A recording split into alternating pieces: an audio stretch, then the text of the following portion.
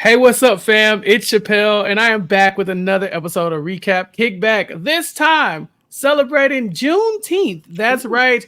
This podcast is just in time for, the Juneteenth celebration that I really, hold near and dear to my heart here in Texas. And so, because of Juneteenth, we're going to talk about a movie that is centered around Juneteenth, but has nothing to do with it at all. Okay, this is this is our official recap of The Blackening. And this is a lot of fun, but I could not do this alone. So with me, I have some first-time guests here on Recap Kickback. Number one, first up, BeingCamilleAF. Hey. Camille, what's good? Nothing. Thank you for having me. I really appreciate it. The movie was fun, and we're going to have a good time today. Yeah, I bet we are. And especially because, this was a momentous occasion, bringing Camille on for the first time. So I felt like I needed to get one of my OG friends to come on for his first time as well. Somebody I know who's just silly enough to make this podcast go right off the rails. It's AJ Norris. AJ, welcome.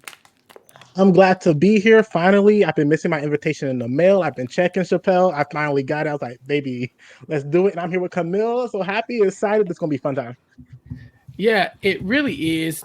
First of all, thank you all for listening to Recap Kickback. Again, we do this every week, but I always have to thank the listeners because without you, we don't get to do all this positive black shit that we be doing on this podcast. So keep listening, keep commenting, click like, subscribe on this YouTube video, and show some love so that, we can keep this kind of content going. But in the meantime, I do want to get a little bit into our guest here because it is Joe's first time. So Camille, tell everybody a little bit about you. Hey, my name is like a double entendre because I was in the Air Force for 23 years. And then now that I'm not in the Air Force, it stands for as fuck. But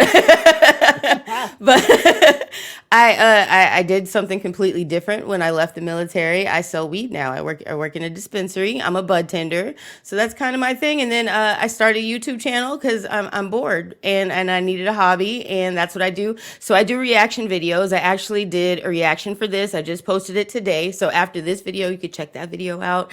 I'm also covering House of the Dragon. So I'm getting back into it. I'm very inconsistent. I just want to, whoever's listening, don't expect like she's going to be on time because this is a hobby. So yes. And listeners, you got to get into the way I came across Camille. So I'd seen Camille's content before on YouTube. I'd seen her streaming on Twitch and I thought, okay, cool. She a bud tender. We have similar interests. And so I'll see what she got going on over there. But she DM'd me and said, hey, look, I know this sounds crazy, but I think I could come on and be some help to the podcast.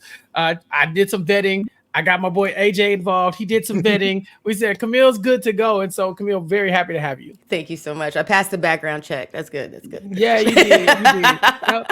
Now, AJ, you've never passed the background check here on Recap Kickback. So how did you end up here on this podcast with me today? Yeah, tell everybody where you come from.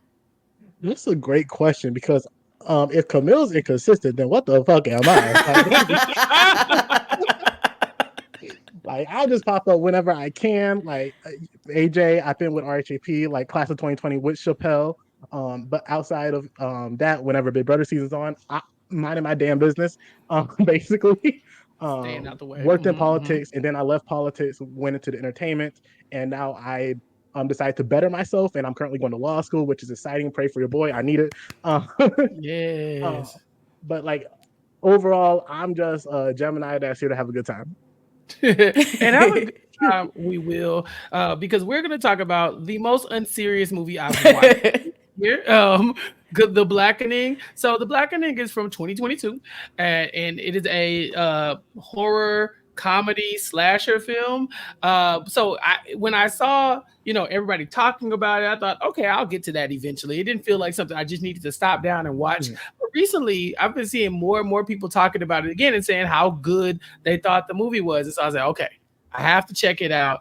And I have to have just the perfect panel of goofy people to talk to me about it. So I watched it. I had a lot of good laughs, and I definitely wanted to be able to recap that with you all. So Camille, what did you think about The Blackening? I love the opening sequence so much. Like, I wish that the whole movie, that energy in the beginning. I was jumping out my chair. It was good. I was screaming at the thing. But I do have to say that immediately I knew I'd be the first person to die. Yeah.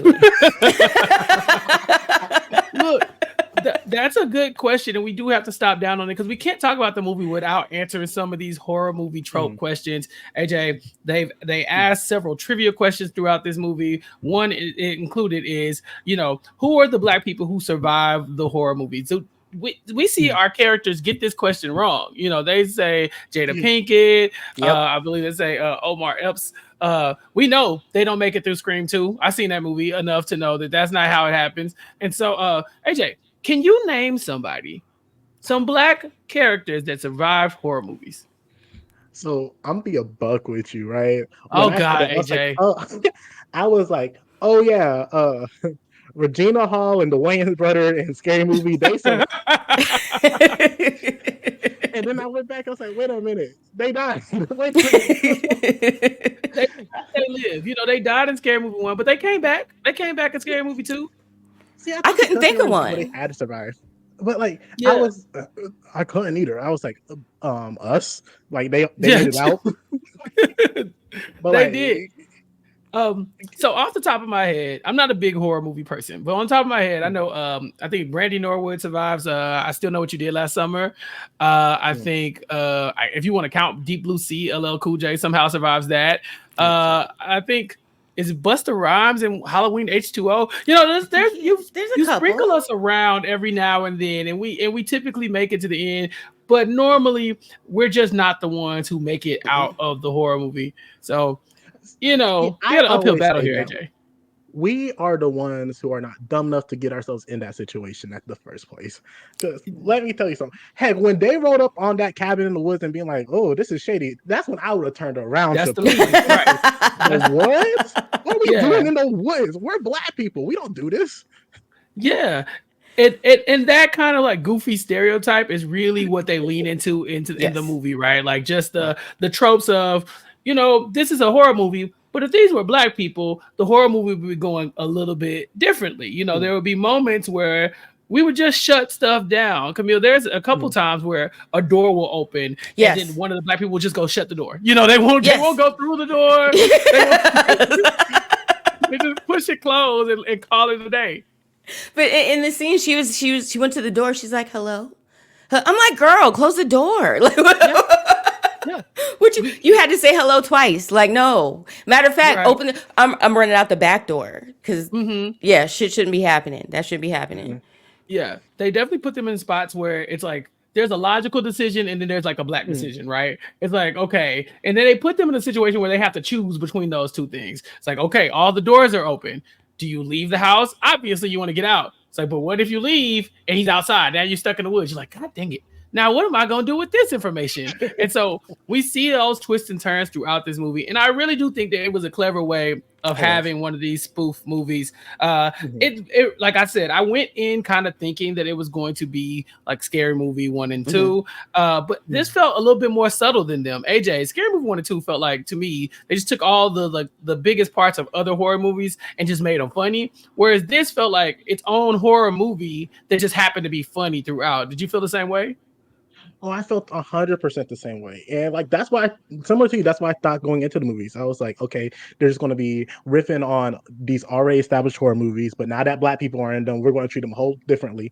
But truly, they was like, no, we're putting them in our own scenario. We're putting us in a position and like, how would we react? And especially because I think it was Dwayne, who is actually one of the actors in the movie. He's one of the producers in it, so he's like, no, I'm not just going to do a hee hee ha ha. Like, I'm going to have I'm gonna have the subtle commentary along with. Now let me tell you how we really going to do it. Like, we ain't this stereotype. Like, we can sometimes act the fool, but like when it's time to get serious in business, baby, we're playing. Yeah, for sure. So one of the big things that happens in this movie is that they're playing a game called the Blackening, and our first two characters that we end up seeing are played by I think it's Jay Farrow and Yvonne Orji. Jay Farrow's character does not make it out of the first scene. Pour one out for Sean. But Yvonne Orji's character does make it out, and her name is Morgan, and she apparently has assembled her friend group. It's been 10 years since everybody saw each other, and she's got the friend group together. They're all meeting at this cabin as a reunion. But Camille, there is one person who from jump we should all be weary of. who the hell invited Clifton? Why is he even here? Yeah. And he's just randomly at the gas station. And then he just walks and I was so confused on who he was the whole time. I kept going back and forth like, wait, is he part of it? Is he not part of it? But even still, if I don't recognize somebody like that, like I'm not comfortable with you staying with us this weekend. Yeah, you can't go. Especially he's all cricket mouth and Yeah. like if this was like just like a party or something like that, it's like, I can avoid Clifton. Like Clifton's here, I don't have to deal with him. But staying the night, we're here. Yeah. Here, like who? Like that was a lie. Like we asked who's coming for a reason. I don't know Clifton. They ain't no Clifton. Like Clifton don't need to be here. I don't care if he was like a good intention, like angel saint. Homie, you gotta go. Like, if I'm and you know what? You know what the biggest problem was? The whole iPhone situation. He's an Android person. Like that. We try to keep it a nice, classy household, but somehow the Android users just keep sneaking in. Now, obviously, this is a pro Apple home. Apple home. What we do here, right? What we do here on Recap Kickback, we keep it classy, but you let the riffraff in, and this is what you get. Because I could not understand for the life of me why they weren't questioning him more. He has nothing to do with anything that they do. They're not similar in any way. You can tell they're not really close friends. Nobody gets his name right. So no. They didn't even remember him. They didn't remember him. She was like, I remember. And apparently this was a significant party, but they don't even remember his ass being there. So yeah, you would have been weird. We ain't sitting in the woods with a stranger. I ain't doing that. Well, you said, like, I am the person, like, for you from the whatchamacallit, have a drink. Like, if he needs to be able to explain himself, and I didn't think he did a good job, especially like AJ said, if we're staying overnight. If it was just a function and he there, you like, I kind of remember him, but I don't know. I'm gonna just keep my distance. Maybe they cool, but we'll find out kind of slowly. But you jumping right into the same living quarters as this man, and you don't know anything about him. Yeah. So immediately I was like, see, the black folks, we slipping. That's why we ask who all gonna be there. You're not supposed to just say who all gonna be there and then show up when random people be there. When somebody walked in that you didn't know was gonna be there, it's time to go. That's the end of the movie. All right, peace out. Yep. So throughout the movie, we're going to see the friend group and their dynamics play out amongst each other. When we first meet Morgan and Sean, it's really difficult to say how long they've known each other. We don't get a lot of Sean. He gets his throat slit very quickly by a masked character before Morgan is kidnapped, and we don't see her until later on. But we do meet the rest of the friend group all in the car. And so as they're coming, we get to see the dynamic between everybody else. So we meet Allison, who is, I believe she's biracial, and they're not going to let us forget it. At some point, somebody compares her to a zebra. And I just thought, what are we doing here? Look at AJ. AJ's like, well, I mean, points are made. We also get Lisa, who seems like aside from Morgan, she's like probably our primary female protagonist in this. She's really close with her friend Dwayne, and then they're also joined by Shanika later on, and we'll see them interact with Nnamdi when he shows up. But the initial conflict we have is that Dwayne's happy; they're all going to have a good time. But Lisa and Allison are doing this thing that we'll see several times throughout the film where they're communicating, but they ain't saying nothing. They just kind of, they looking at each other. Camille, you have experience with this? Yes, I actually do. This actually happened maybe a week ago at the grocery store. Me and this woman had an entire conversation walking past each other. I complimented her outfit. She complimented mine. We told each other, have a good day. It was all silent. It all happened. Yeah. It has to happen like that sometimes. Sometimes you be close quarters, AJ, and you gotta just give somebody a look like. Well, see, I know the look of like, we going, we gotta go. Like that's the look I understand. But AJ knows the escape look. Yeah. Maybe it's more of a woman thing. You know what I'm saying? Because I don't know. No, you got it too. You got it too. No, I think sometimes you got to be able to, especially. I do think maybe it's from a male perspective, it is kind of like this is a safety thing. Except for us, so we're not just having like silentless conversations, but we definitely checking in. Like somebody say something wild, I'm gonna glance at AJ real quick, like. You heard that, right? And AJ thinking, is it time to go? We trying to run? Like, not yet. Not yet. Slow down. I'll let you know when it's time to move. But in this movie, yeah, it looked like a few of the women just had that connection. I think if once you're really good friends with somebody, especially if you're Black, you have to learn the short term, like you know the what? short term. You know, we hone in this skill at the club because the music loud. Yes, and you dancing with that dude and you trying to get your girl's attention. That's where, as soon as we get old enough to go to the club, we start like perfecting the internal talk. That's where it comes from us.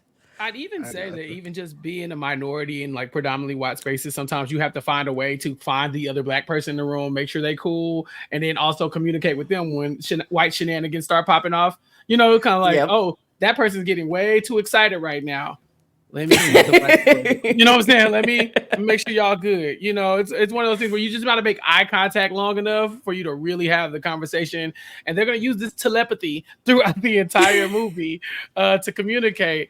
So that's the friend group. We don't meet Nnamdi yet because he's going to be a source of conflict too. There is one part that's really important that happens in the car, and that is when Allison mentions that she's got all the goodies. She's got the shrooms. She's got all the drugs, because drugs are going to play a big role in this movie.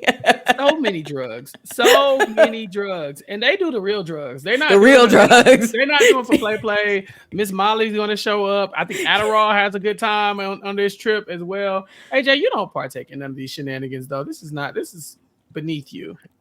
As we are recording, I do not partake. I like to party. I'll just say that. So from whatever that means to you. That is very important because the drugs are going to take a toll on several different people throughout. Yes. And it's going to affect things, As the local like legal drug dealer on the podcast, don't slip people things they don't know what it is. Like if it's an edible, like they're just gonna eat and go to sleep. Like you could trick somebody with an edible, but what was her name? Allison, she told Dwayne to open his mouth. He closed his eyes. He's thinking it's going to be like a cupcake or something. And she throws a Molly pill down his throat. You don't do that to somebody. Yeah. I think for Dwayne, he says, that's my drug of choice. So maybe they had an understanding already about, like, it's like if I slip something to Camille, like I know she a bud tender, I know what to give her, So he's like, that's my drug of choice. But you definitely don't throw Molly in somebody else's mouth and you without like, you got to consent to that because just, if you tell me you get a piece of Molly, I'm gonna go into a panic attack. I'm definitely gonna. Okay, how do I survive this? God that you do that for, and so they start off on the wrong foot. I think that's another thing that we might need to highlight in this movie is that for all the ways that people say Black people are supposed to survive horror movies, we love a good shenanigan. Sometimes we be doing extra stuff that really could put us in the line of fire because AJ, they're going to a cabin in the woods. Maybe you shouldn't all be high. Maybe that's the safest thing to do. I understand. Like we are going to a cabin in the woods. We should not be. But my other half is like, I'm going out for the weekend. We're having a good time. It's been 10 years. Like and it's a cabin. I can see the pictures on Airbnb, but it's not going to be the full thing. So it's like, I can let my hair down until I see the full thing.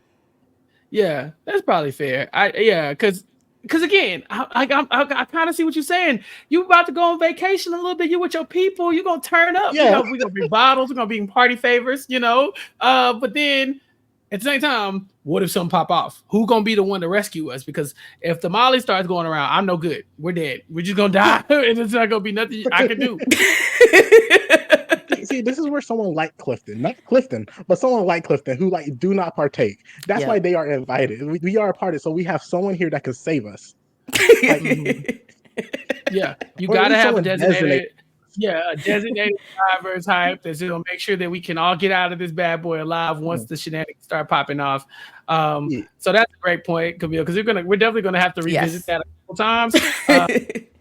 Later on, we see Nnamdi, who I believe he shows up, and he's unexpected. Dwayne does not expect him to show up at all because Nnamdi and Lisa have had an on-again, off-again relationship. He's cheated a bunch of times on her, and it seems like every time he does the cheating, Lisa runs to Dwayne and just, vents to him, and he comforts her. And she is ashamed, Camille. She is ashamed that she is dating this man because she knows Dwayne is going to judge her But this feels so real. This feels so normal, right? Where people go back to that one person you tell, hey, we told you, stop going to them. They're not good for you, blah, blah, blah. And then you backslide, and then you got to shamefully tell your folks or your friends and let everybody know. You can't show up to Christmas dinner with the person that you told everybody was wrong. You know, this is nasty behavior. Yeah. See, when I'm done, I'm done. So there is no, I've never really went through that, but I have had friends that love to do that. You just got to let them do what they do.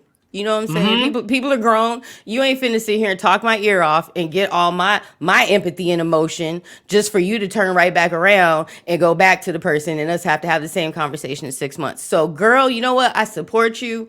Do what you do. I'll be here when you want to go have some fun. I'm not gonna judge. I'm gonna leave an open path to talk. You know what I'm saying? But we ain't listening to every 6 months. You know what I'm saying? And plus, my face don't hide what I'm thinking. So even if I am trying to be like, yeah, girl, good for you. She gonna know. I ain't even gonna say that. She gonna know. AJ, you got any experience in this realm? So here's the thing. I don't need to be judged. I understand what I'm doing is not right, but I'm just here to have fun. You just gotta have a good time. I'm just trying to have a good time. I don't need judgment on top of it. Just be there for me when it all goes down. That's all it is. And I know it's asking a lot of you, but I'm going through this too. I can't go through this alone. So it's I get but here's the issue though. You know darn well who Dwayne is. You know darn well who he is. What you doing bringing both of them around? You know it's not going to end up well. It's not going to miss well. If you're going to do this, do it on the side, not with the person who will judge you. Yeah. That wasn't the right time to bring him, I don't think. No. But I enjoyed the conversation that him and King had out in the back when he was telling them, you ain't changed. I was like, everybody needs that friend right there. That's going to be like, yeah, I hear all the shit you saying, but it's all bullshit because you just said it 6 months ago. Right. And we haven't really talked about King yet, but King is here as well. Apparently he is the reform thug. He's now a little bit more zen, a little bit more woke to some things. He's also dating a white woman. And so they're starting to question his blackness, and questioning people's blackness throughout this film is going to be the running through line, right? Because we know Allison is biracial, so they're gonna get on her a little bit. King, we know he was a thug, but now he's dating a white woman. So that could go either way. Maybe he is black. They throw that joke out there too. But then, of course, you have our favorite Clifton, who later on throughout the film, we will find out that Clifton is black, but he's making some interesting choices that maybe doesn't agree with the dominant population here.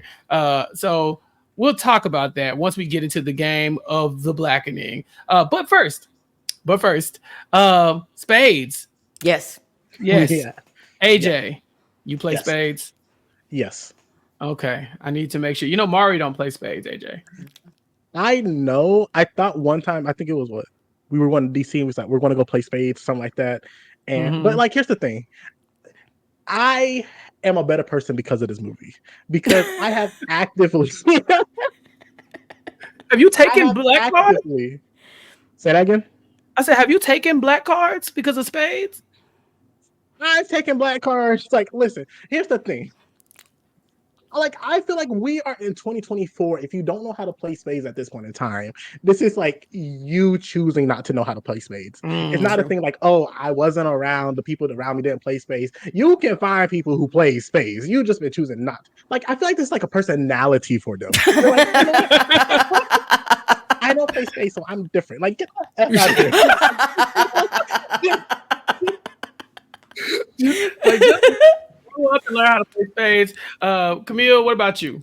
I grew up in a military family, and in any black military family, they having gatherings on the weekend, and they staying up and playing spades, and all the kids trying to look. So as soon as I knew what cards were, we was playing spades. So yes, now I have gotten ridiculed for things that I've done in space throughout my life. I kind of understood, you know what I'm saying? You're like, it was a mistake. I was drunk.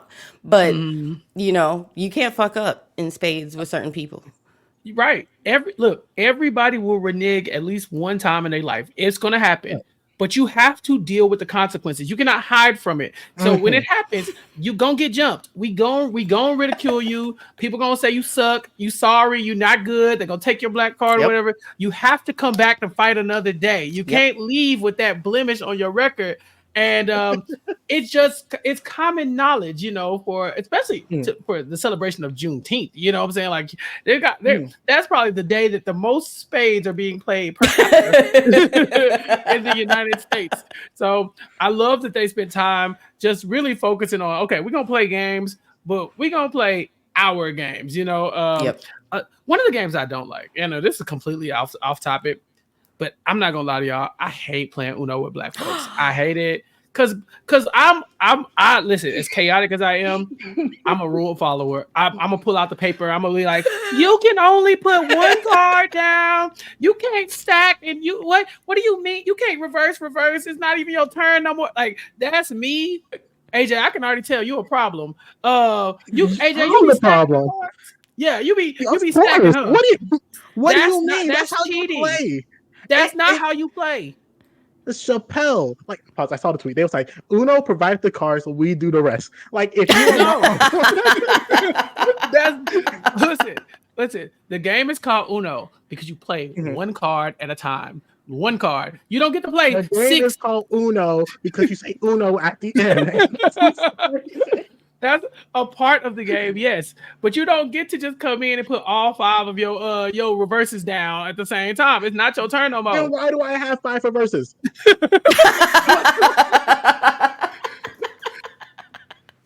Look, I'll play spades with anybody.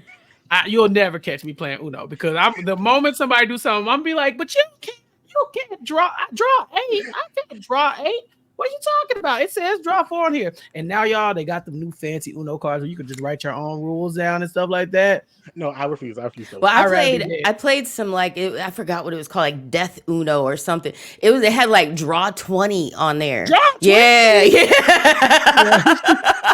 See, you gotta hold your stack like this. See, and the way AJ play, he'd be like, draw 20, draw 40, draw 60. See, that's what I'm saying. Like, that's not how you play the game. You play one card at a time. Okay. I'm sick of these shenanigans. Chappell, this is on you. You do not know how to build alliances in Uno. Like you See, well, I don't want to do this to you, friend, but like it's too much. It's too much. Uno and Monopoly are strictly forbidden around me because I'm gonna pull out the rule book every time and be like, "We ain't supposed to auction this off. How are you just buying Barclays?" That is me. I'm that guy every time. Leave me alone, okay? What about dominoes? Now I will only play. I'm terrible at math. I'm terrible. I'm terrible at math too. I'm slow at dominoes. Me too. And that's why, because I want to check and double check my math before. Right. Before I put my shit down, because ain't nothing worse than slamming the damn domino down and it's the wrong shit. And you like, I've done that, yeah. Been there. No, I as outgoing as I am, I turn into a little turtle when I play dominoes. I'm like all hunched over. I'm looking at I'm counting each of the little dots, the pips, and I'm just trying to get through it. You know what I'm saying? Yes. I be playing dominoes. I'm like, I just need to make it out of here alive, get a few points, make sure I don't embarrass my partner. You be playing with them people that be like, okay, there's a this left and a that left, and you're like, how are you doing that? I know you got 5-4 over there. How do you know that? Yeah, how do you know that? But look, AJ, you must be the smart one. You can count them. I stay in my lane. I'm bad at dominoes. I don't play dominoes. Like that's how it goes. and that's why you gotta bring the drugs on the trip because everybody can't play every game, and sometimes you just need to, sit in the corner. Sit in the corner. Speaking of, Dwayne is all introspective because his Molly is kicking in, and eventually he starts dancing. And I mean, he has the breakaway pants on. But listen, this is the type of intoxicated friend I appreciate. The guy who's just gonna get over there in the corner and just dance, and mind their own business. That's the person that I love to see. No fighting, no arguing. Just go have your moment in the corner. You know what I'm saying? Keep it cute. But don't be emotional. I don't want to talk about your sadness and your love. I want you to just have fun. If you can have fun while you're on your drugs, then we're good. But if I got to babysit. Go ahead. Your ass better not be a mess. Like, I'm not picking you up. I'm not taking care of you. Like, baby, you are on your own. I'm doing my thing. I'm having my fun. Yep. We all grown here. Yeah. We haven't talked about Shanika. We seen her at the convenience store earlier picking up some cheap alcohol, and she runs into the store clerk who has one eye. She's the first one who will meet Clifton, and she's a fun character. I really enjoy her. She's going to end up popping up on Dwayne as he's looking for Yvonne Orji's character Morgan, because they found her earring on the ground. We will later on find out that she wouldn't have just left her earring out. We saw her get kidnapped, so we know what's up. But they're still trying to figure out what happened to them, and so they end up finding their way into that very game room that Yvonne Orji's character and Jay Farrow got snatched up into, and they have to play the Blackening. And this game is racist. The game is racist. The game is racist. That is a sentence. That is a fact. Okay, the game is racist. There's a big Sambo character in the middle with a big black ass face. It's like. What did you think when you first saw it? What did you think? I don't even know. I think when my first interaction was, I wasn't thinking, because at first I thought they were finna do some Jumanji type stuff. You know, like the board game, you didn't open it up. Now we stuck in the game. And now what we gonna do? I didn't know this was gonna be Saw, Camille. What did you think? Well, the first thing I thought was the story added on and the Drake photo. Or like Jay-Z still nigga. You know, like I feel like it's the same concept, right? I was like, it's Drake. Listen, perfect timing to be talking about that man right around these times. But yeah, they get this game, and the game, like I said, it's racist. It just is.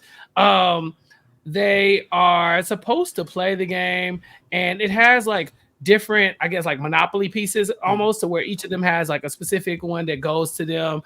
There's a really funny joke where they give Namdi the pyramid, and he's like, "Why would I have this one?" And they're like, "Dude, you African." You know. He like, "I'm from Oakland," you know what I'm saying? So they get into the game. Oh, another red flag. I'm sorry, I can't breeze past this. Clifton picks up the Ouija board. Yeah, now, said he liked it. I've never seen a black person touch a Ouija board. AJ? That was a lie. Listen, I do not deal with the spirits. I do not do it, y'all. Y'all stay in your corner. I stay in mine. Right. He picked it up so quick and so calmly. Like, don't get me wrong, I'd probably pick it up, but it's gonna be a whole to do. Like, y'all, look, it's a Ouija board. You know, like what should we do? To take it out the room because we don't want that spirit into it. Look, so many red flags surrounding this man, and they just let him cook. So again, this was their fault, you know. So the game is to save Morgan. They find that the TV comes on, and it's very much like Saw, where they can see that Morgan's being tortured in another room, and they have to get every answer right in order to get her out of, and get her free, or they will end up dead, like Sean, who we see is indeed murdered. So they start off with a few questions. Start off with some Black history questions. Who is Sojourner Truth? They eventually get to like, how many seasons do we have? Dark skin Aunt Viv versus light skin Aunt Viv in The Fresh Prince. And I was thinking, okay, I think I'd still be alive right around now. The NAACP question, I would have got that one. Yep. But when they got to sing the second verse of the Black National Anthem, Camille, all dead. We all dead. Immediately, right? Yep, dead. Yeah, it's a wrap. Dead. Because why is there a second verse? AJ, do you know? You don't know. It goes like this. It goes like this. Yeah.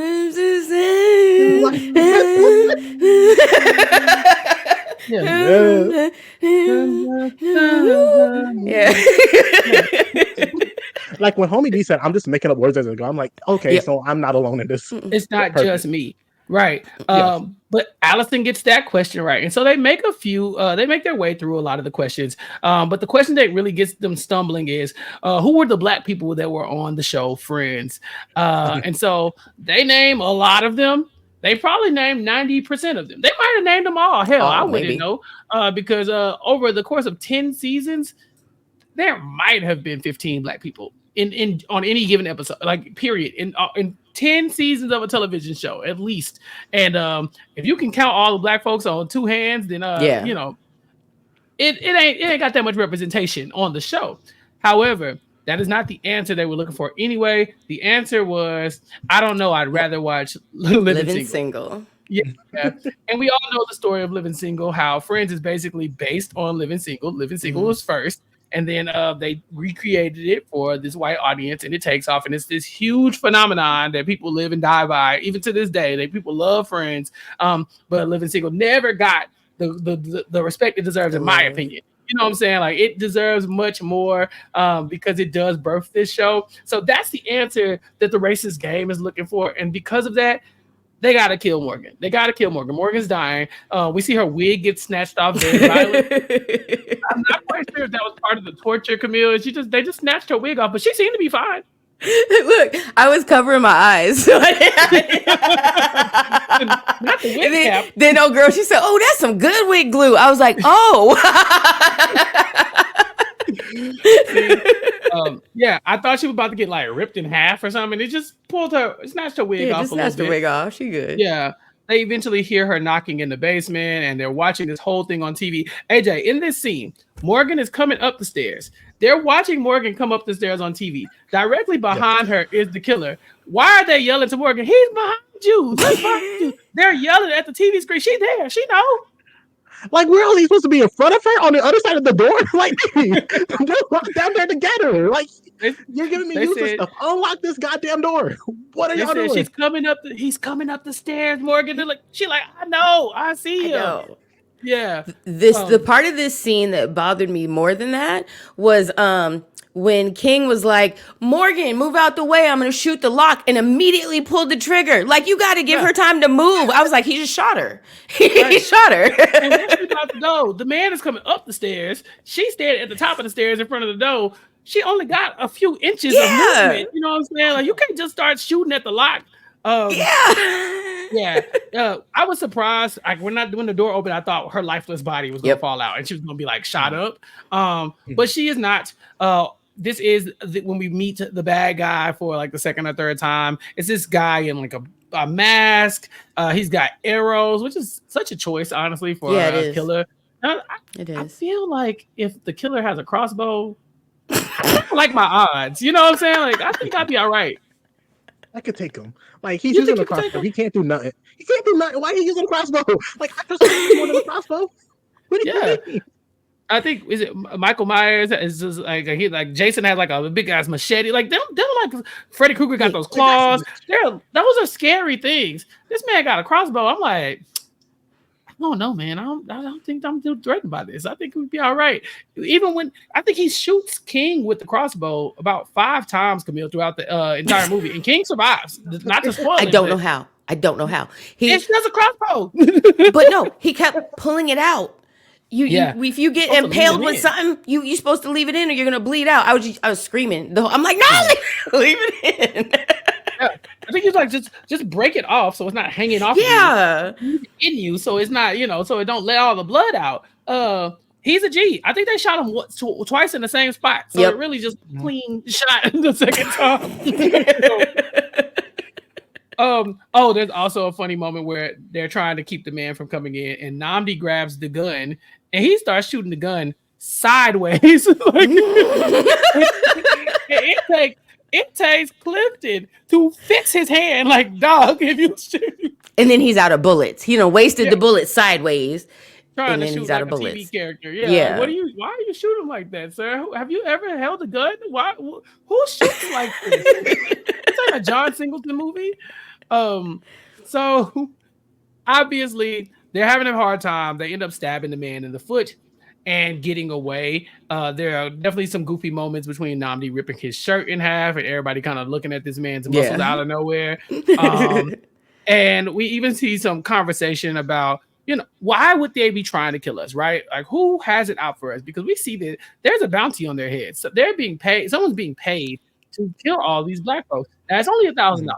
AJ, I feel like I feel like my life just alone is worth more than $1,000, right? Like, I'm offended for them. Actively, my life is worth more than $1,000, comma, but like someone also has never offered me $1,000 straight up.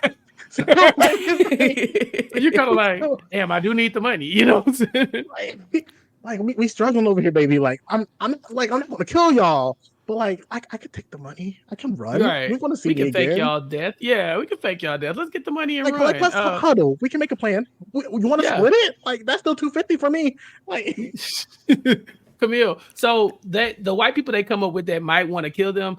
Apparently there was a conversation on Twitter, I think, between Allison and some white people that said the theme song for the O'Reilly Auto Parts is more relevant culturally than the Star Spangled Banner.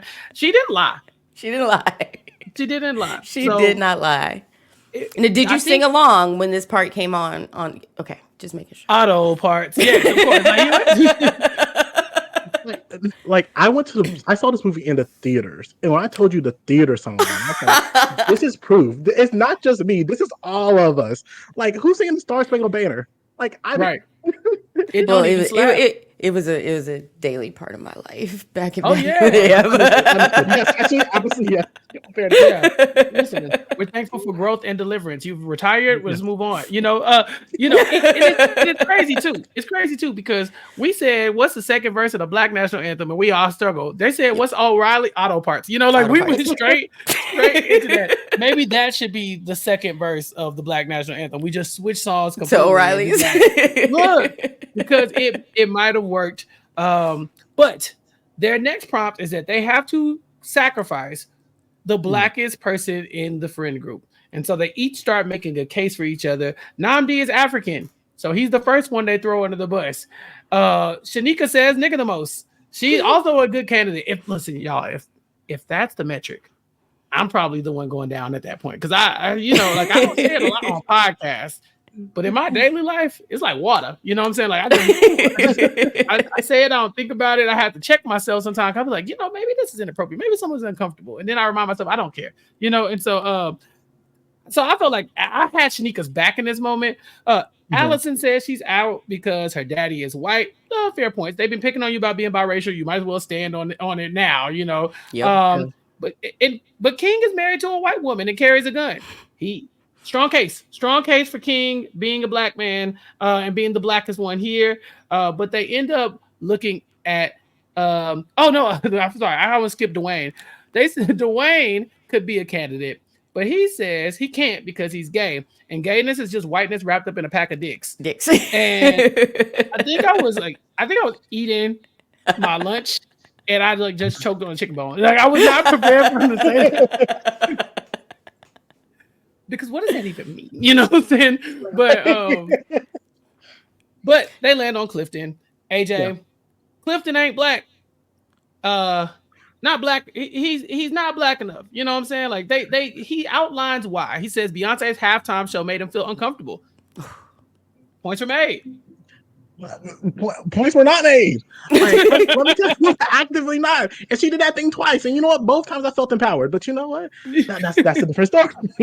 And I literally only watched the Super Bowl for the halftime show. So for me, it was just a concert. Yeah. Like he was the one when she dropped Lemonade. He was like, "Oh no, what happened to the good old Beyonce?" Now I do have I have a question.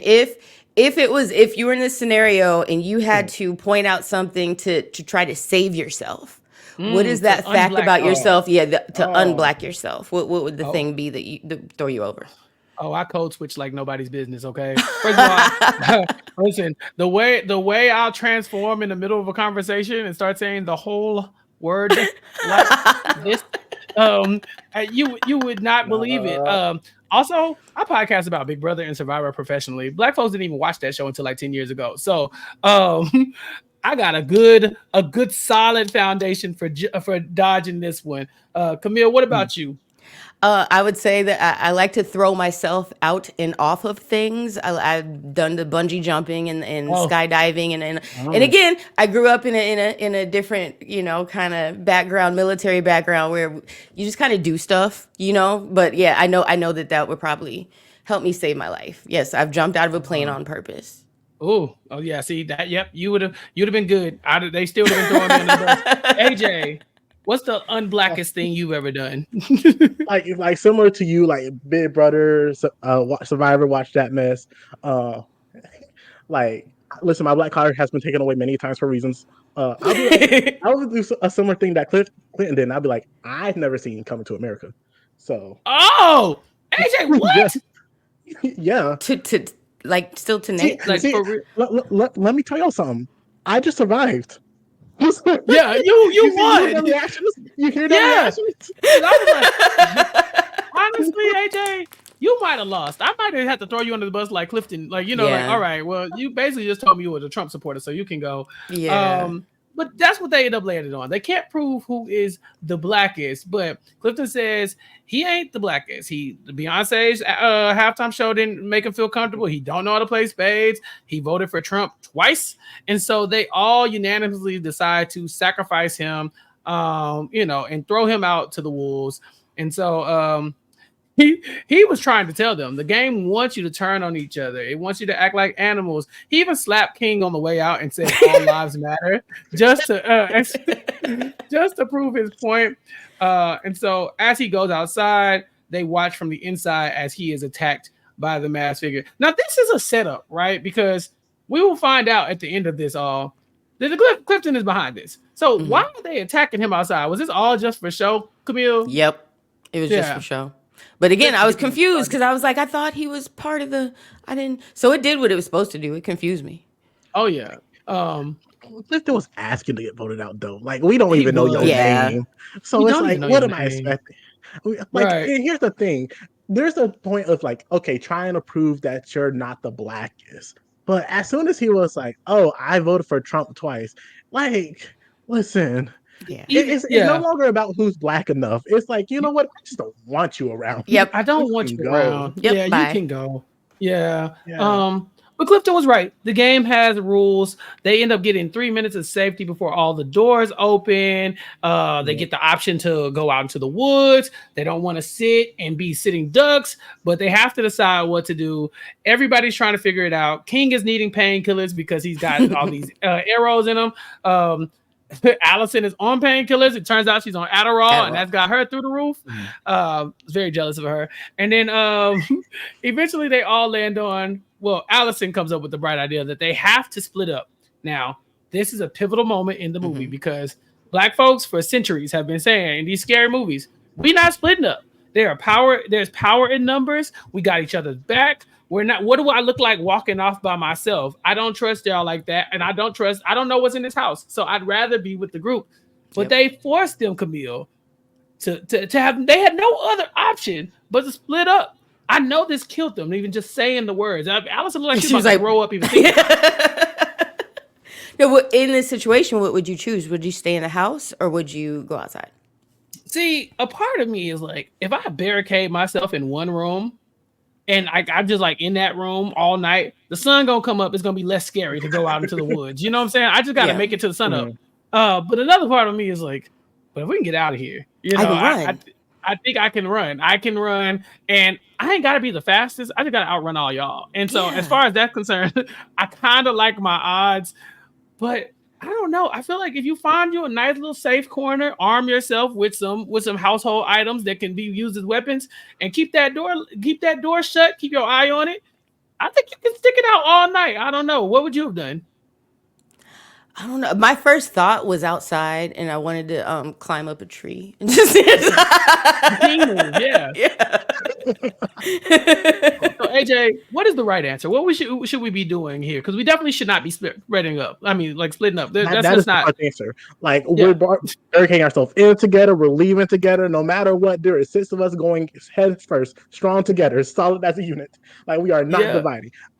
I would have left personally. Like, let me tell you something. I'm not sticking around. I already saw 2 people died in this place. Yeah. My homie gets shot in this place. Like, you know what? And there's cameras. They're watching you the whole time. Like, I feel like you're more of a sitting duck in the house. They can watch you. Whereas you get outside, you can find something to hide under. You can find something to hide under. Y'all can just start running. Like, do what you gotta do. Get away. Just don't split up. Yeah, they have a moment before they split up where they say, "You are my sister, my strength, and my pride." And I was like, "Why is this set it off moment happening?" I had just like, because when I hear that song, I think of Jada Pinkett driving away from the dead bodies of all her fellow bank robbers. You know, she riding off into the sunset, rich as hell, and all her friends are dead. You know, so I was like, "Is this really the song that y'all want to lean on in this moment?" But Alice's her Adderall is getting is getting her cooked, right? She really doesn't have uh, a lot going on with her. Like her senses are all over the place, and so they have no choice but to make this move. So some of them go out into the woods, and some of them will end up still in the house. Allison looks like she's not going to make it. She sits down by the tree, and they're trying to hype her up. And I think it was King who says, "Hey, you have Rosa Parks on your shirt. Would Rosa Parks sit down at a time like this?" Into that, Allison says, "Yeah, probably. That's kind of what she's known. She did, yeah. that's her whole thing." But AJ, if you want to be somebody, if you want to go somewhere, you better wake up and pay attention. Now, for your black card, do you remember what this is from? Nope. Come on, AJ. You gotta try. I didn't remember. I don't remember. That's on me. This is Sister Act, AJ. Come on, man. Wow. You got to. I haven't seen that in forever. Y'all both dead. It's fine. This is why I saw that like in the movies. Oh yeah, you're like I was there day one. Yeah. Well, I didn't see it in the movies, but like I've seen Sister Act too. Like, okay. Sure you have. Okay, we'll be back. I admit when I don't see shit. Like, let me tell you something. I took that thing to the grave earlier, and I would Yeah, you could have, because you're definitely coming back when we talk about Coming to America on this podcast. You will be there. Don't make no mistake. And I'm telling Tyrone, he's going to be so mad. So inside the basement, they do find the lair of the killer. And in the middle of the room, there's the chair that Morgan was tied to. The killer has been watching their every move. Camille pointed out earlier, there's cameras everywhere. We even see that there's a Confederate flag, so we know there's some rednecks involved as well. The outside crew has lost Allison. And King has decided to climb a tree to hide. Shanika's gonna swim across the water. See, these are all just very odd choices for the black folks in this movie. What's happening? I can swim. I can swim like a fish, but I ain't getting in that lake in the middle of the night like that. Yeah, no. I'd be under the tree. Like like King's in the tree, I'm under the tree. We together. Oh, I'm in the tree too. I'm already not gonna get in that water. That's the first thing I'm not gonna do. I can swim, I'm not getting in that water. But then to get in that water in the middle of the night, it just felt like that is probably the most dangerous situation. And she finds herself a sitting duck because the killer comes out and he has his crossbow and he's just shooting at her in the water. I'm thinking, you did not think this through at all. You didn't think this through because a well-placed boat and this man has you dead to rights. What are you gonna do? So what'd you say? She said a well-placed boat. Right, look, if that man had a boat, she was dead. You know what I'm saying? That's all I'm saying. Yeah. So the outside crew is struggling, but the inside crew is equally struggling because Dwayne, Lisa, and Nnamdi are they've run into Ranger White. Now we haven't talked about him, but earlier in the film they did run into who they thought was a park ranger, and he turns out to they thought was a cop, but he turns out to be a park ranger. He was kind of doing like, I don't know, he was questioning King, even though as a park ranger it's not really any of his business to my knowledge, like who's staying at the Airbnb that they were renting out. But obviously this is a black ass movie. He's a suspicious white man. We have to assume that he's involved in this some way, but he shows up and he's cool. They say, all right. He says, I'm one of the good ones. And they're like, I don't know about that. They all say that. Right. But somebody says they're one of the good ones. They're normally not. But he does have a response that I thought was very interesting. He says, I would like if I was invited to the cookout, I wouldn't even go because that's not the space that I should be in, and I shouldn't be putting my whiteness into black spaces. And I'm not gonna lie to y'all, my little guard went down a little bit. I said, okay, we can see. To me, that's a good answer. Camille. It is a good answer. AJ, it is a good answer. Like I think that was the best answer he could have possibly gave. Like, I'm be honest, did my guard go down a little bit as well? Yes, but at the end of the day, that's a white man, and my guard always has to be a little bit up. But like, oh, that was such a good answer. Especially how many of these people be like, oh, I'm invited to the cookout, or I can go to the cookout. No, your ass can't. Stay the fuck home. And he's like, I don't want to invade your space, baby. You I know said, who is what? this man? Yeah, like, who is you? Yeah, he might be one of the good ones. No, Honestly, where he give him a pep lost talk. me, where he lost Mhm. me was right after that.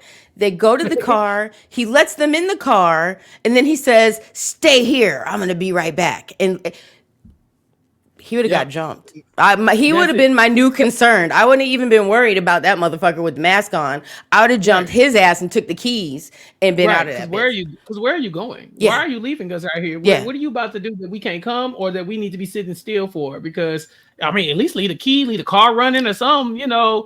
What's that about? Yeah. Look, the cookout thing is a complicated conversation. For Mhm. a while it became like a badge of honor. Black folks was just giving it out to their favorite white people. Like you can come. You act like this so you can come. You've seen Coming to America so you can come.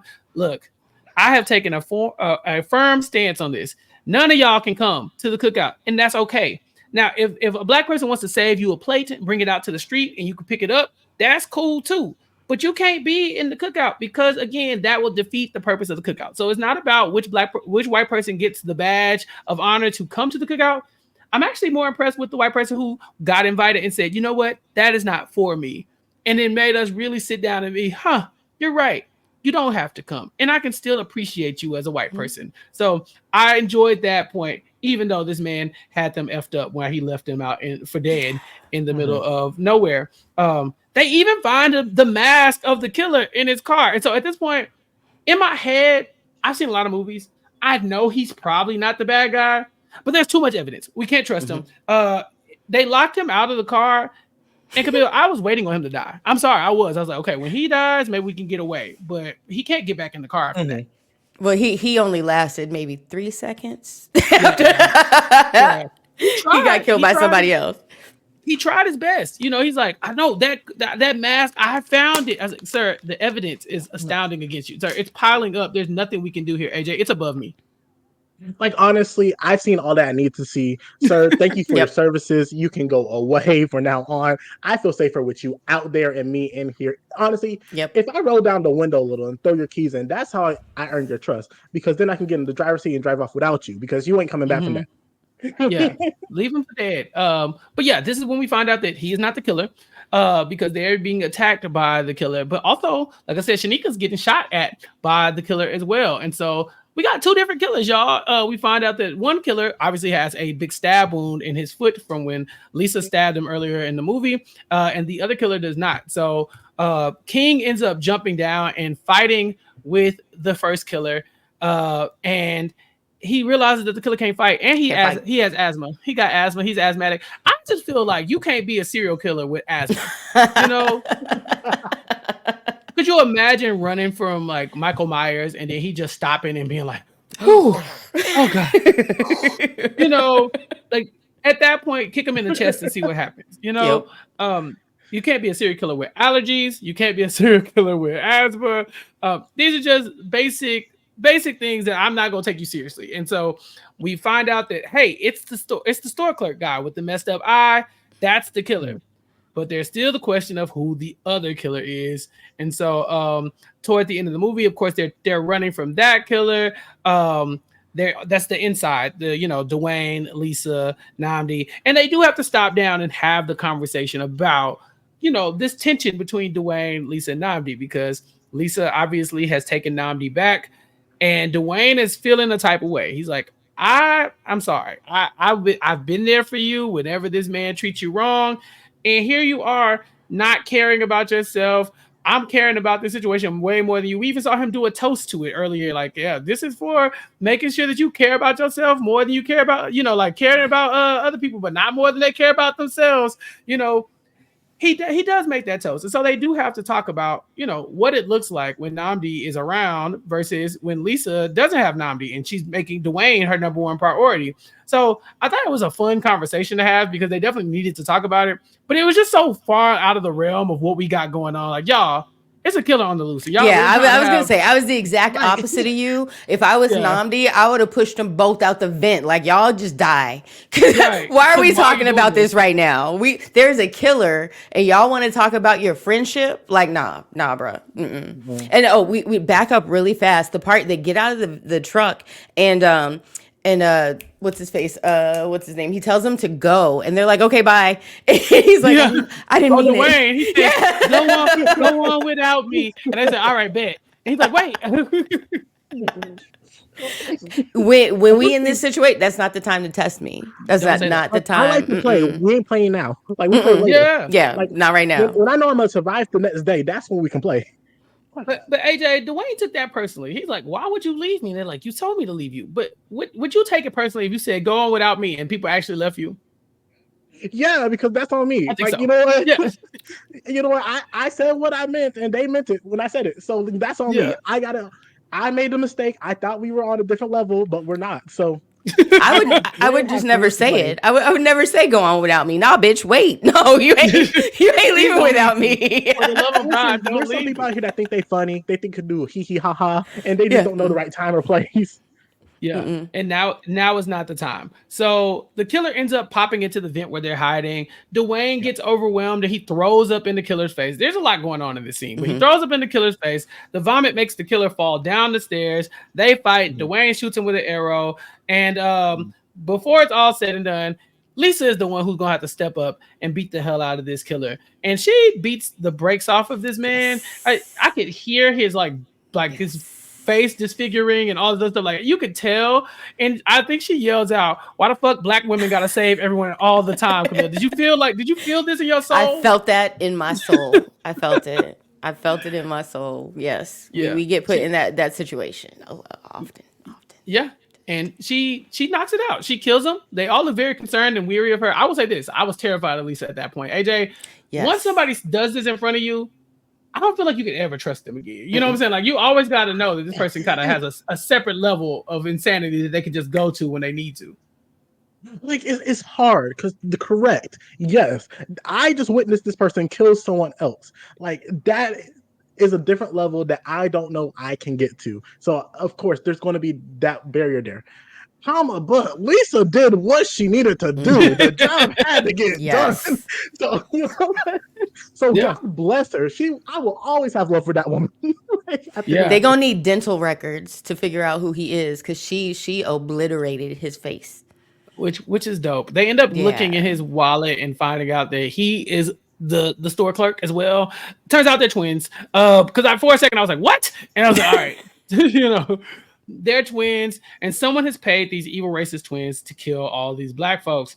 They end up back in the basement, and they find Clifton's lifeless body with an arrow in it right next to Ranger White's body as well. They try to pry the door opens on the outside. Clifton is supposed to be they find out Clifton is supposed to be arraigned on manslaughter. This whole subplot going down that Clifton is actually a crazy person. AJ, this is exactly what we're talking about. Y'all didn't do no research. Y'all didn't Facebook stalk this man or nothing. Nothing. Not a single check. Like, failed the background check because it wasn't even happening. Like, Clifton should not be around y'all. Like, Chappell, if I found out y'all were like manslaughter charges against y'all, I wouldn't be here. Like, what are we doing? Yeah. Clifton got a weird case. Why is he around? That's the first thing I thought. I was like, wow. Right. Why did we bring him here? He has killed somebody, and they're trying to figure out what he has to do with all of this. But he's alive and well, and he pops up. He has explosives in his pockets, and he then tells us his evil plan. Like every supervillain has to have their moment where they outline why are they doing this. And Clifton says, "Well, I love to play games." I said, "Okay, where are we going with this?" And he says, "But I love games so much that the one game that always escaped me was spades. And then the one time I tried to learn it, I reneged and everybody was on me and y'all took away my black card. It ruined my life. It caused me to drink for the first time. I got in an accident. I hit a woman, killed her, and I went to jail for like 4 years. And the entire time I was just jealous of y'all's amazing life and determined to come back and ruin yours like you ruined mine. So I'm here to take away black cards and kill each of you. But I'm going to start with the blackest person. AJ, how'd you feel about this plot twist? Like, nigga, you reneged. Like it's your fault. Yeah. All I'm hearing is that you don't know how to take accountability. That's all I'm hearing. Yeah, that's all I'm hearing. You really care. Like, legit, like you said earlier, we all do it. It happens to all of us. My black card has been taken away many times. In the past hour, it has been taken away. So it's It like, has. okay, it happens to the Yeah. best of us. Like your ass decided to get drunk for the first time and hit a girl in the car. That's not on That's me. you. Should've been- Yes. that's on you. All on you. You telling me I am in a bad spot because you can't take responsibility for yourself because you don't know how to play a card game? Like, get out of here. Yeah. Camille, were you expecting this to be the plot twist? Not at all. Not Yeah. at all. Not again, I understood his like getting his black card revoked because he played a game and you just feel terrible about it, but not that bad. Not that bad to wait 10 fucking years and plot this Yeah. whole thing out, pay some white people and bows and arrows and cameras and all this other shit. No. Yeah. You went too far. Look, in his defense, they don't play spades in Vermont. So, he never had a chance to learn. But like AJ said, the year of our Lord 2024, you can go online at spades games. Like you can play spades on your iPhone for sure. See, he got an Android, so he wouldn't know that. But see, that's the problem. That's the problem. But that's the problem. That's where your first mistake was. See, let's really talk about taking accountability here, Clifton. He tells them they have a black Sophie's choice. They have to choose who's the blackest one so that they can, again, actually play the game he wants to play, which is the blackest one, gotta die. Lisa chooses herself. This throws him all off. Dwayne ends up having a telepathic moment of his own with Namdi, which means they're finally on the same page, right? Because these conversations can only work if we're on the same page. Sadly, Clifton is on the same page as him as well. And he hears the whole telepathic conversation. That was my biggest laugh of the night. I'm not even gonna lie to you. When he said, I heard that. I was like, yeah.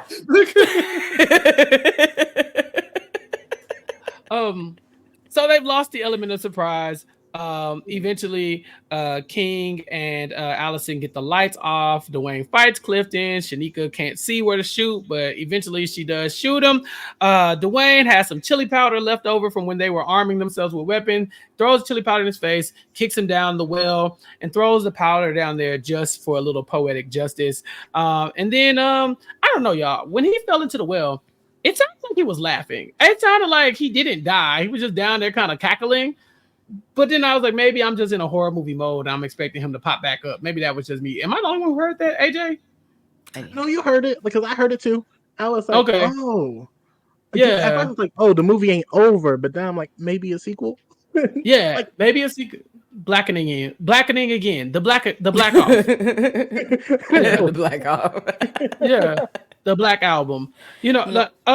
I think it's another thing too where you don't see the body. Camille, I feel like in a horror movie, when you kill somebody, they have to be dead. Yes. When Lisa beat that man's head in, I was like, okay, whew, we can all breathe a little bit. You know what I'm saying? They couldn't even Scooby-Doo unmask him, right? Yep. Because he was so beat up. This guy, you pushed him down the well. Shoot down there or something. Throw some arrow. Shoot some arrows down there. Just a good measure or something like that. Yeah. You got to double click. You can't just leave it out there. So I don't know. I felt uneasy about the ending. I think that's right because, like you said, if you don't see the body, then they ain't dead. Like because there'd be some weird people. I don't know Clifton from him and Joseph. Like it could be anybody. Could have some supernatural issue with him. Like I don't know. I don't care. We'll throw something heavy down there just to make sure. So it's ow! See if he say something. Drop the lamp down there and see if it hit him. Like you got. I'm sorry, you can't just leave it up for chance. I know you pushed him down a dark hole, but I don't know what's in that hole. You know what I'm saying? He landed in a lot of water and he just swim up. Then what? You know what I'm saying? So I don't know. I have my reservations, but this is basically the end of the movie. They try to decide if they need to call the cops. Obviously, they laugh it off because calling the cops in this situation might get them all arrested. But that's pretty much it. That's the movie. They sit down, they celebrate their winning with a little of smoking of their own, and then the movie ends as the rescue team shows up and water hoses them all down because they black, so they gotta be guilty of something. Yeah, but that's the movie. Camille, overall, this was fun. How'd you feel about it now that we talked it through? It was really fun. And as somebody, because I partake as I do my reactions. And so at the end, the very end scene, Dwayne changes clothes. But I didn't catch that part. That was my biggest laugh. Because I was just sitting there, am I tripping? And then she's like, nigga, I know I'm high, but you change your clothes. Yeah. And AJ, he changed clothes because he said the news cameras were coming. And he was right. Like he ain't wrong. Like honestly, when you're about to be on camera, you better be dressed to impress. Be prepared to show out. Like this is your time. This is your moment. I've seen enough clips of people going viral. Some of them looks like they just got out of bed.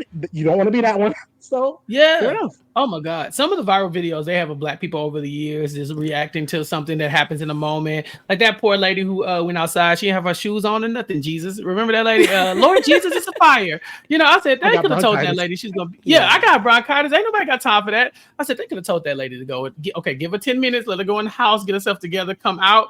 But she was so adamant to tell the story. I'm sorry, I am not her. The way I would have came outside and be like, hold on, let me get my do-rag because I ain't combing my hair today. You know, like you can't come out here looking any kind of way. So I appreciated Dwayne and his ability to not lose sight of what was really about to happen. Right, this is about to make national news probably because there's at least 3 people dead. It's been a plot for over 10 years to get them all. I mean, there's 5 people dead. This is a massacre. You know, seeing that the 2 rednecks are dead, the killer is dead. You know, Clifton, and then also they're 2 friends, and so all And they Officer really White. and Officer White. You know what I'm saying? So this does kind of put you in the same mind of Scary Movie in that it was a massacre. You know, it really was. And then the second movie comes back. They brought back the same characters somehow, but they also, you know, were able to play off of, okay, well, these are the people who survived the massacre. So now we have our new survivors. And if they came out with a second, The Blackening, AJ, I think I'd watch it. I think I'd be back for in the theaters for this one. What about you? I think I'd watch it too. I might wait for it to come on streaming, but like, it's still, I'd watch it. Like, like it was, AJ said, "I'm gonna wait for me." Listen. The movie prices out here nowadays, it's like For real. something else. Like, but like, it was really good time. I enjoyed myself. I think if they want to do a sequel, I think they've shown that they can put something fun, something interesting, something that will get people talking. So I think, especially like, I remember when the promotion was happening, like everyone was ready for it. It was like, oh my God, we all can't die first. Got that right.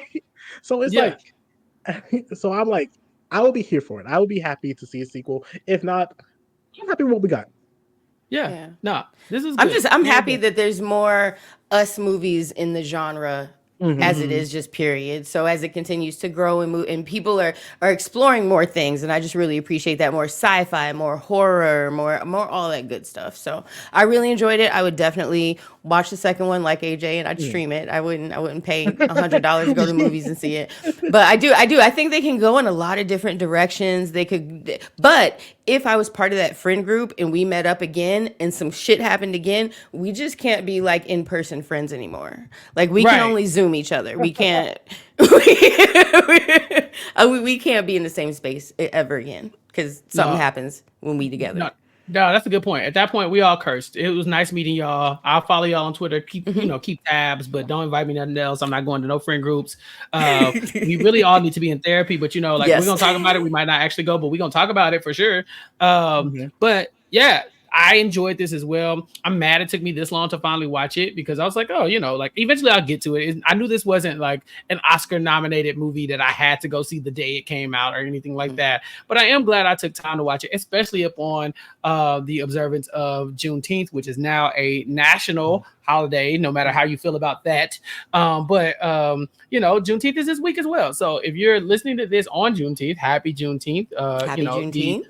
Official emancipation, National Independence Day, the one when everybody was independent at that point, right? Not just some people.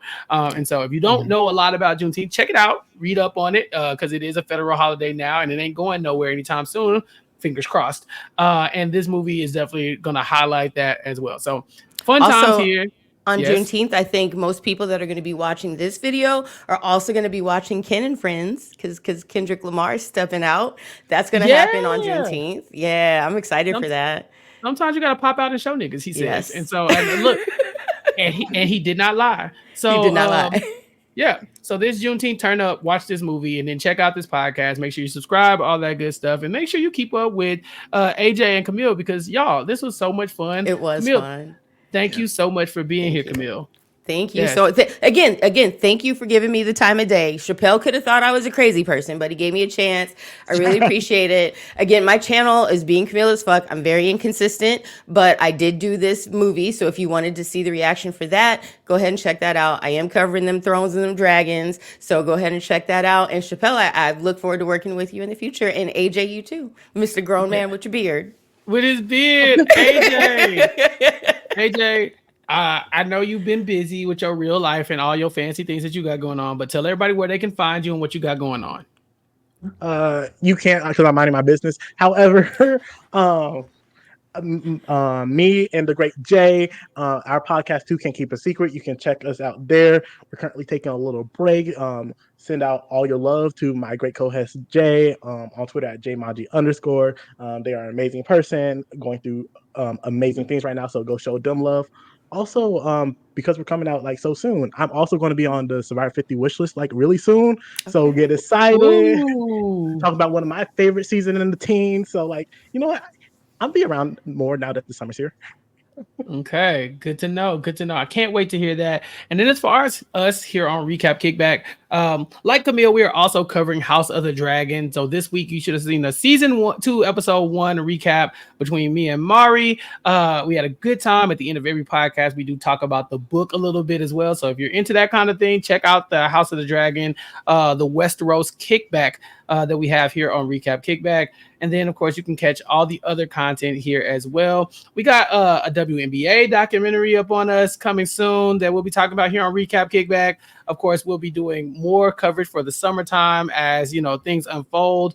But you can always check us out by subscribing at Recap Kickback on all podcast platforms and going to youtube.com/@RecapKickback in order to subscribe to our YouTube channel as well. So catch me here every week. Subscribe to the podcast. Follow us on social media, Recap Kickback, and let me know what you think and anything else you want us to hear, want us to talk about, want us to cover, anything you want us to watch. Let me know. Email me at recapkickback@gmail.com, and I will try to get whatever you're talking about or want me to talk about on the schedule because, this is a kickback. We're all welcome here. This ain't the cookout. Everybody can come here. You might just have to sit in different locations. You know what I'm saying? We'll work out the rest when we get to it. But for Camille and AJ, I'm Chappell, and this has been a fun episode of Recap Kickback. You ain't got to go home, but you got to get the hell up out of here. We'll talk to you all next time. Peace. Bye.